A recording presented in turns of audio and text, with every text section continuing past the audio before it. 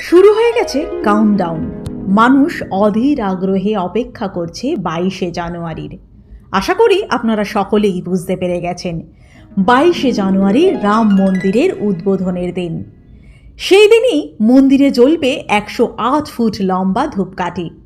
ঠিকই শুনছেন, 108 ফুট লম্বা এবং 3.5 ফুট চওড়া এই ধূপকাঠি জ্বলবে রাম মন্দিরের উদ্বোধনের দিন।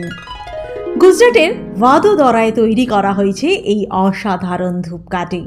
ওজন প্রায় 3610 কেজি।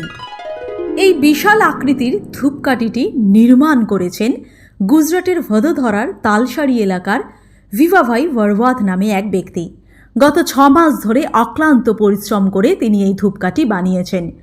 বৃহৎ এই ধূপকাঠি নির্মাণের জন্য তিনি ব্যবহার করেছেন 300 কেজি গোবর, 91 কেজি গোব্য ঘি, 280 কেজি দেবদারু গাছের কাঠ, 376 কেজি গুগল, 280 কেজি তেল, 280 কেজি জাব, 370 কেজি কোপরা গুঁড়ো এবং 425 কেজি হবন বা আহুতির মশলা। এবার মানুষ অপেক্ষা করে রয়েছে সেই 22শে জানুয়ারির দিন, যেদিন রাম মন্দিরের উদ্বোধনের সঙ্গে সঙ্গেই জ্বলে উঠবে এই অনবদ্য বিশাল আকৃতির ধূপকাঠি।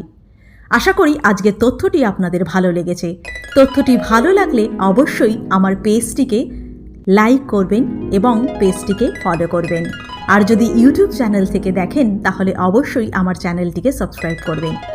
ভালো থাকবেন, সকলকে ভালো রাখবেন। ধন্যবাদ।